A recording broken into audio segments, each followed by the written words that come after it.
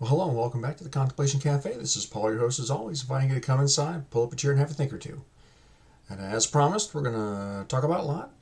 The Bible doesn't have a lot to say about Lot, but there are some things that we should point out about Lot.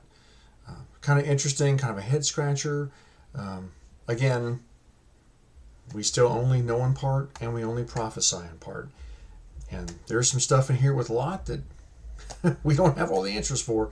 We probably won't get them until we get to the great Sunday school in the sky. But let's go ahead and dive in, shall we?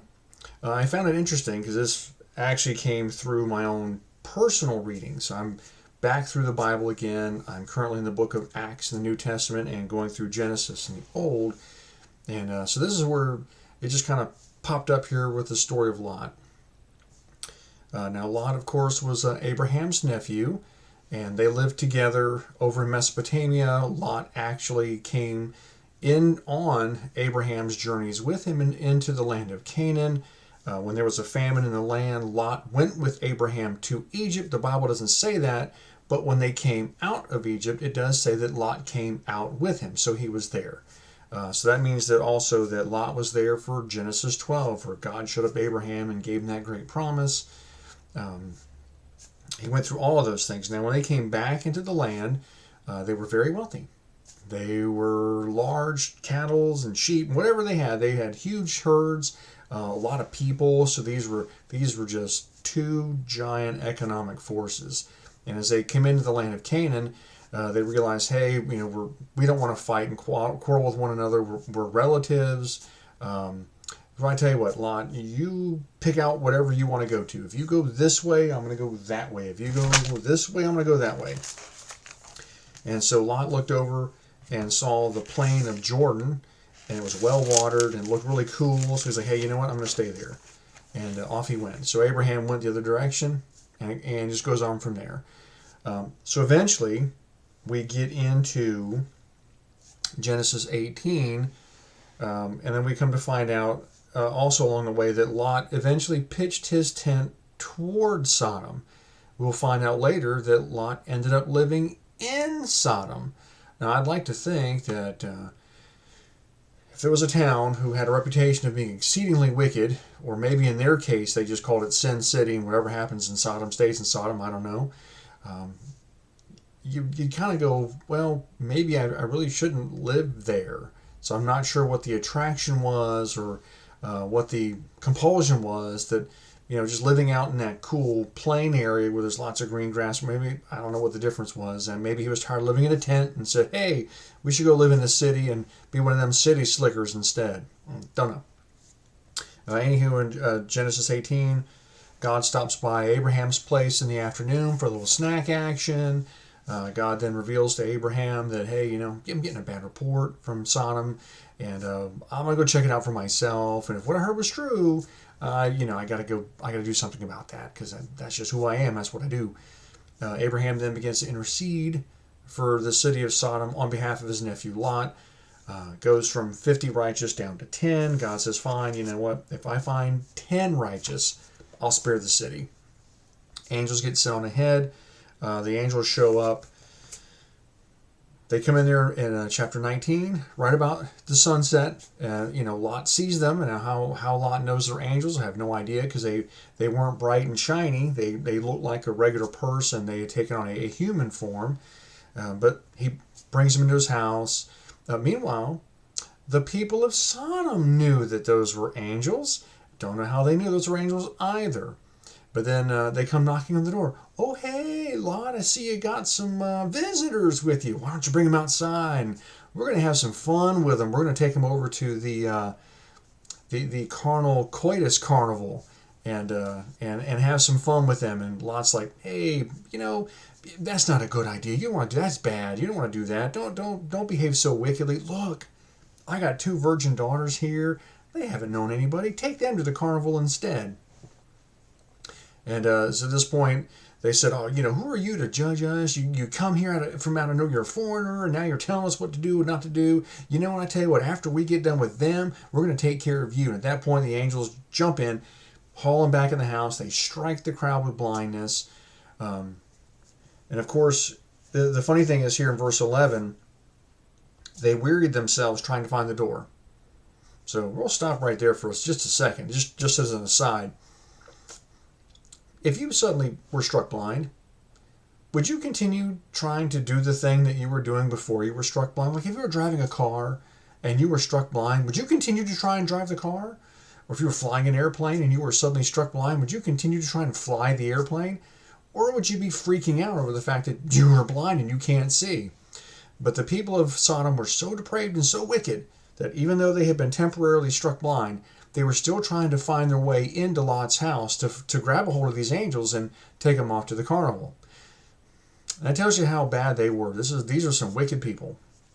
Anywho, all night long, hey, Lot, we gotta get out of here. You round up your family, whoever you got. So Lot goes to get his sons-in-law. They're not married. This is like that cultural thing where you're engaged to be married, but everyone thinks that you're married and they treat you like you're married, but you're not married. You're not living together. So he finds them and says, hey, we got to boogie out. The city's going to be destroyed. They laughed at him, thought he was just an old kook. Gets back to this house. Now day's starting to break. Been there all night long. And they're like, we have to leave now. And Lot lingered. I don't know why he lingered. Maybe he had to put the trash out or, get his mail forwarded or I don't know, tell the neighbors the cable guy was coming over to the next day. Anyways, he lingered. Angels had enough. Like, you know what? We're done. And they grab him by the hand and haul him out of the city, get him outside of town, and they say, y'all need to get to the mountains, head for the hills. That's probably where that came from. This very thing is where head for the hills came from. And they said, head for the hills because we can't destroy the city until you're safe. And Lot turns around. Oh, hey, can I stay in this other city over here? I know you say go head for the hills, but I'm afraid something bad's going to happen if I go there. And I just want to stay over there. So, fine. Just go. And as they go, of course, Lot's wife looks back and lingers because her heart was in Sodom. She turns a pillar of salt. They destroy the city, get back up into the mountains. Finally, it gets into his head, hey, wait a minute, this is a bad place to be after all. Because I'm pretty sure that word got around that the city got destroyed, and it was probably it got destroyed because of him. So he realized that this town was really a bad place to be, and he really needed to head for the hills. So he and his daughters head for the hills. They get up there, of course, his daughters now, they see the devastation in the area, and they're going, oh man, this is terrible. There's no other people left on earth. This is it. We won't have any kids. We can't do nothing. So I know, let's get the old man drunk, and then we will take him to the carnal coitus carnival, and we can go ahead and have some children by him. So they did that. One night it was the oldest daughter, and then one night it was the younger daughter.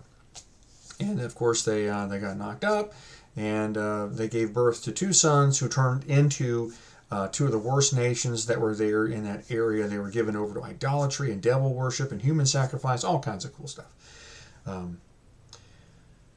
Now, you look back on this, you just stop right there and you go, wow. And this is the last that the Bible talks about a lot, right? Done. We don't hear how long he lived and whatever. We just get this little snippet of Lot in particular. And you think to yourself, this dude is just as lost as the day is long. He couldn't find his way out with a compass and a map. He just doesn't know what to do. God comes to him. Well, the angels come to him. And they're talking to him. He makes all these other kooky decisions.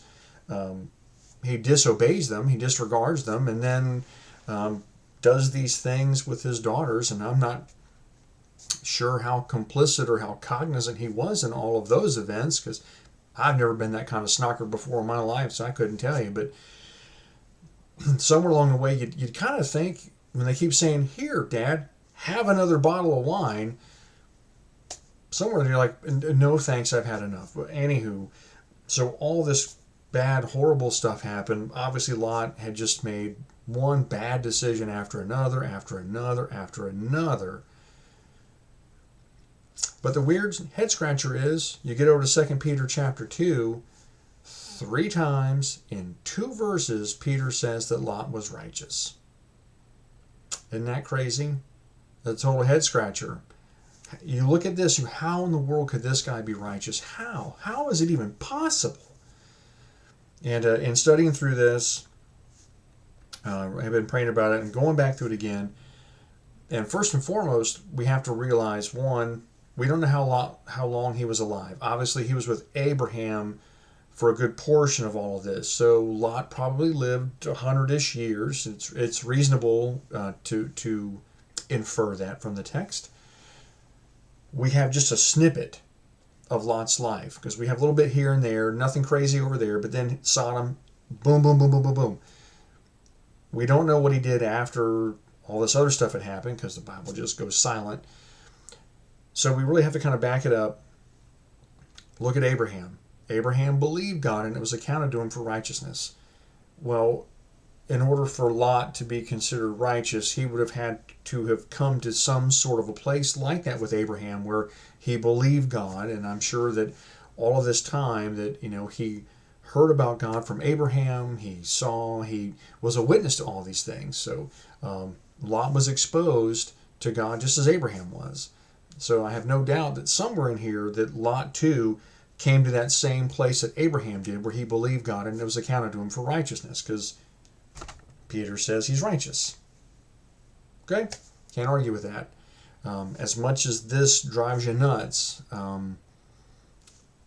to me, then this just becomes a display of gross carnality, which of course is sin, bad judgment, horrible decision making, and of course it did have some terrible consequences, because choices have consequences. You sow to the wind, you reap the whirlwind. You sow to the flesh, from the flesh you reap destruction. And you see that clearly here in Lot's experience, that yes, all these bad things resulted in more bad things and continued bad things. But way up here, Lot was considered righteous. So I can't wait to get to heaven and get the backstory to all this and get all this stuff straightened out, because it's a head scratcher. It really is. But it also goes to show, A, God is sovereign, that God sits above and outside of all of our affairs. And God, of course, is also a righteous judge. And he's also a God of grace and a God of mercy and a God of truth. He's all those things. So he is more than able to give people just what they deserve. But at the same token, he's also able to show mercy and also to bestow grace.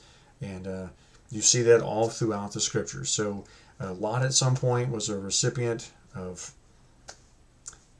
God's sovereignty, and he said he was righteous. So, okay, we'll let it go with that. Just wanted to point out some kookiness that we find sometimes in the Bible. Now, I can tell you that I have read through Genesis easily 100 times over my lifetime. And some of this really just didn't pop up until this time through. Which again goes to show that there's always something to learn from God's Word. Whether it's the Old Testament, the New Testament, there's always something to learn. And that's part of why I believe that the Bible testifies that God's Word is living and active. That there's always something new to learn.